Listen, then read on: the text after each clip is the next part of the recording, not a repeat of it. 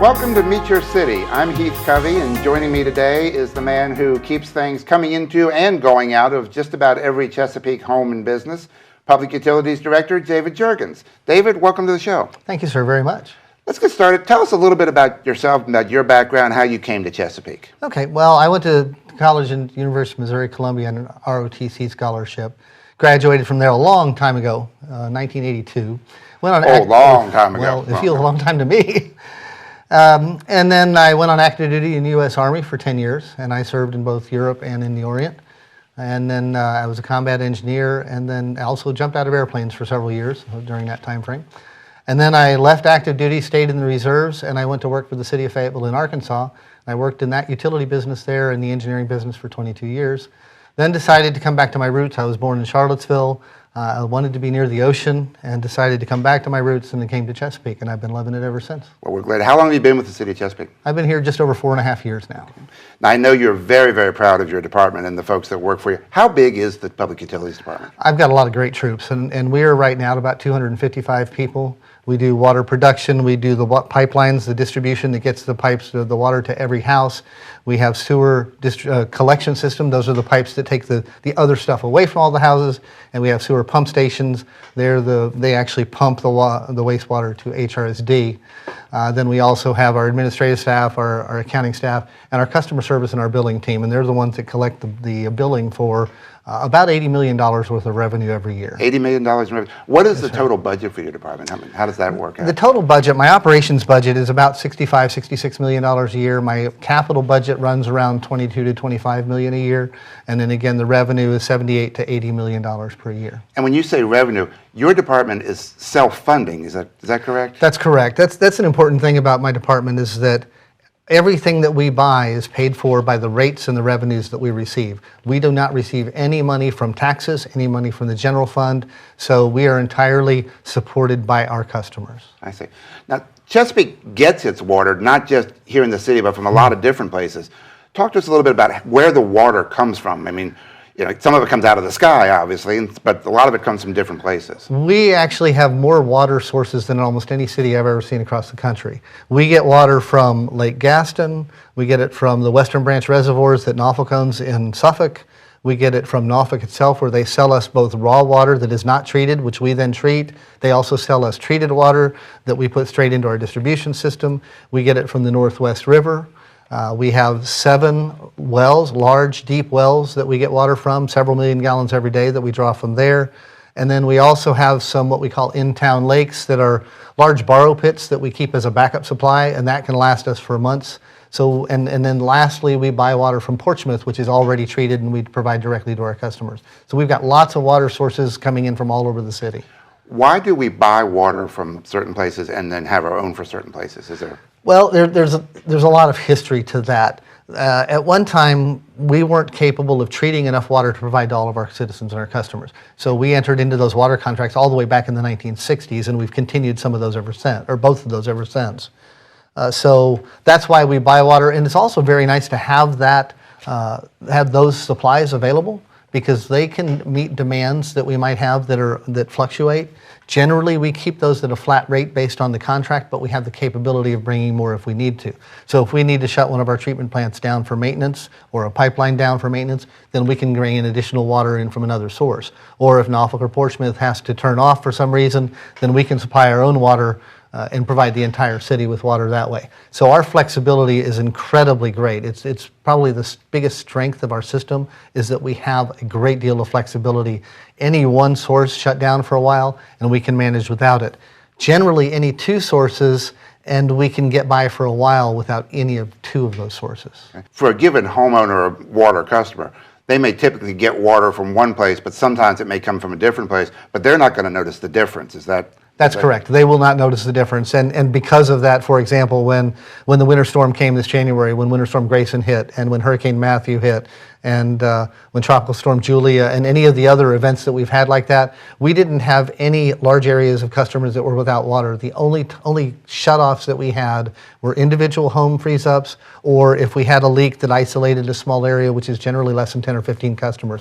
So our total system had water through all of those events because of the flexibility that we've got built into our system. And we've got enough water supply now for the foreseeable future, is that? Yes, we do. We're good for 30 years. Now, we're doing some work to continuously reinforce our system. Right. For example, the Northwest River plant, which is way down on South Battlefield, that was originally constructed in the 1980s, and that original plant is in service. But also, probably more importantly, the pipeline coming from that plant is still in service. So that pipeline's been laying underground now for almost 40 years. Wow, and if you think about, yeah, that's a long time to be in the ground like that. And we've got pipes older than that as well, do we? Well, we have pipes that are actually more than 100 years old in Indian River, South Norfolk, and some of the oldest parts of town up near Portsmouth. So we've got some very old pipe in the ground. And the reason I comment on that one from the Northwest River plant is that that's a large pipe. And so that carries all of the water from that plant into the city. So if that pipeline shuts down, that plant can't do its job because it can't get it to us. Right. And so we're actually designing now a loop that will go separated from, but will meet the same need as that transmission line, and that's going to be a 10 or 15-year project, but to get a large diameter, a 36-inch pipe loop that comes down probably Highway 17 and then goes east over to that plant. So a kind of a redundant backup system so we can always keep, because if you can make it at the Northwest River plant, but you can't get it anywhere, then that doesn't help. Exactly. Got it.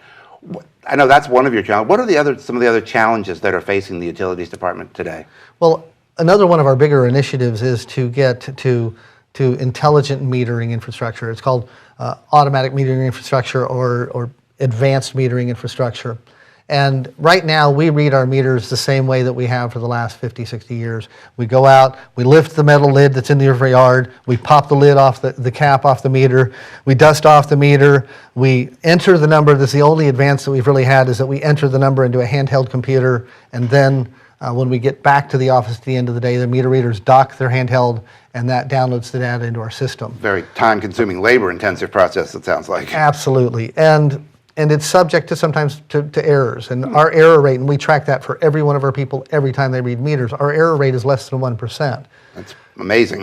But 1% when you're reading 65,000 meters every 2 months, still you get a few. So we back check all of those, any numbers that come up wonky, that don't feel right. Right. Yeah, that's a too high, term. too low, or then we go back strange. and check them with a supervisor just to make sure we don't send anybody the wrong information. But where we want to be, and this is going to be a longer term process because this is about a $14 to $16 million project.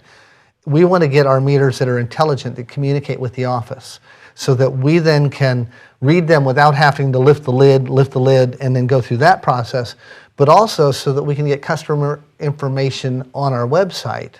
Okay. So that customers can look at their own consumption.